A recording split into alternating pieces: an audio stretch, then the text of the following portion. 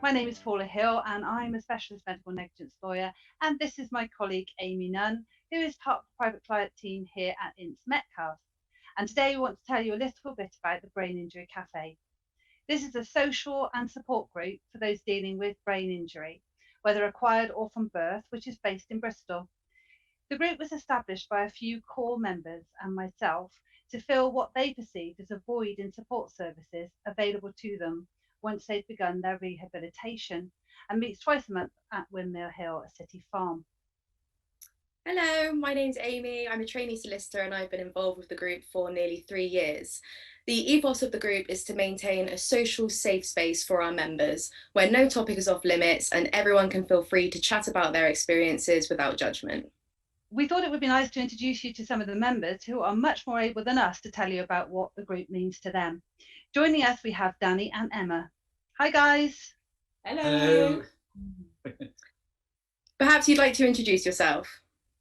Yeah, my name's Danny. I was previously a fit and generally healthy 39-year-old. I previously worked as an engineer for a national house builder before I had a stroke in 2013. It was a hemorrhage stroke. I'd had a stroke previously, a small one in 1995. That was caused by an underlying medical condition. As a result of the strokes, basically the main sort of symptoms or things I suffer with are fatigue. I've got quite a severe balance problem and some coordination issues. Hi, my name is Emma and I was a fit and healthy 33-year-old working for the NHS before I had a fall while sleepwalking in 2014. My injuries included multiple brain hemorrhages, a large skull fracture and a broken neck. The injuries have caused widespread difficulties, including fatigue, mobility and balance issues, and problems with memory, speech and behaviour. 6 years on, I continue to work at improving on these difficulties as I feel it's important to be living my best life. Thank you. So, Danny, you've told us a little bit about yourself, but can you tell us a little more about how you came to set up the group? Yeah, the idea of the Brain Injury Cafe came about towards the end of rehabilitation at the head injury therapy unit. They were basically group sessions with sort of several members there, and it became apparent sort of quite early on that people just wanted to sort of chat to other people in a similar situation. And I think people basically by that point they got sort of a bit fed up with being in therapy or being treated medically and just wanted to, just socialize with people who are in the same sort of situation.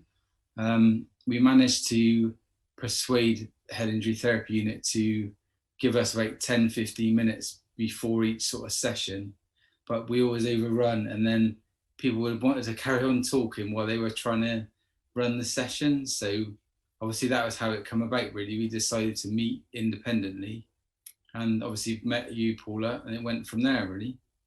Thank you. Emma, how about you? How do you benefit from the group?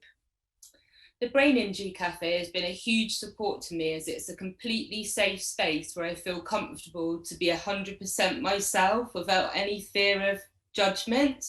It's also really nice to just not feel quite so alone.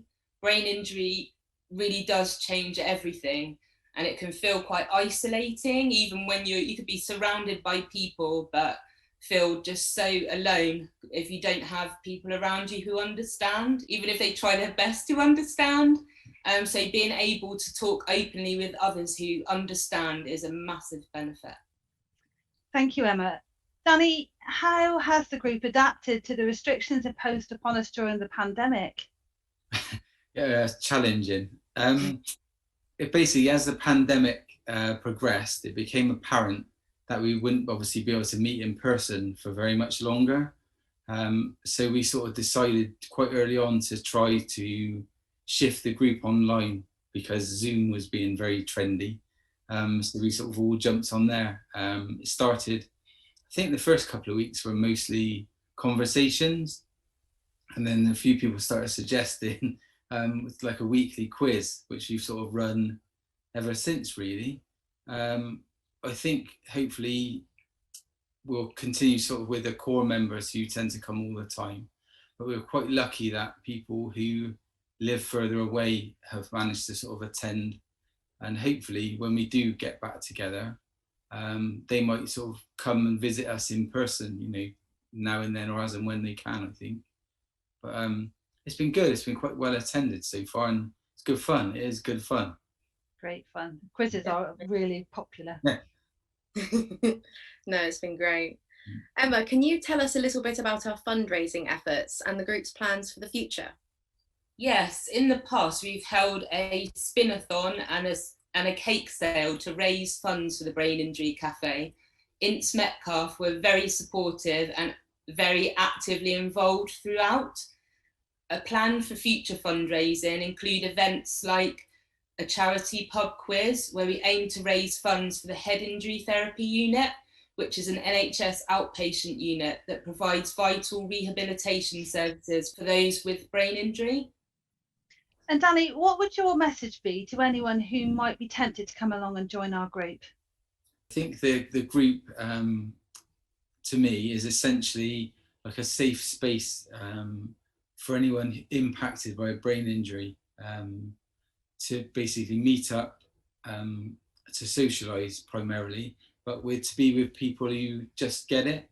So you don't have to, you know, explain yourself, ask loads of questions, but basically anything goes. If you want to talk about medical things, you can. If you want to talk about Coronation Street, you can. There's no sort of, you can just chat about anything, and just sort of be around people who sort of really genuinely understand the situation. Definitely. And how about you, Emma? If I was someone who lacked confidence to take the first steps to join the group, what would you suggest? The Brain Injury Cafe is very welcoming and supportive, but we do understand that it can be really daunting wanting to reach out initially. We have a Facebook page and an Instagram account called the Brain Injury Cafe Bristol, and we are very receptive at answering direct messages through both platforms. You can also find contact details and further information about the cafe through Ince Metcalfe's website. We've told you a bit about our group and you've met some of our core members, and thank you, Danny and Emma. Above all, this is a very positive and supportive social group which people genuinely benefit from. Brain injury can affect people in so many different ways, physically, emotionally and financially. It's a steep learning curve, but the group members are here to share their pearls of wisdom and spread their positive message. There is life after brain injury. Set yourself a routine. Be aware of what needs to be done now and what can wait, and always be kind to yourself and your body. Acceptance isn't resignation. Find something that makes you glad to be alive and build on it. I have taken on lots of volunteer work, and seeing how different people live their lives gives me perspective on how much I can actually live. I really benefit from sharing this with and the support I get from the Brain Injury Cafe. Never apologise for who you are, and don't let your injury define you. Because I work, people have been less supportive than perhaps I was unemployed. I feel like people have judged me that I tried to make an effort, but with the support of the Brain Injury Cafe, I feel like I have support behind me. I wanted to be a doctor, but since my ABI, things change, and now I have two football teams, and I'm going for my qualification, and I'm really enjoying it. And do whatever you want to make you happy. My advice is you have to step out and grab every opportunity while it's still there. If you don't, you'll miss it.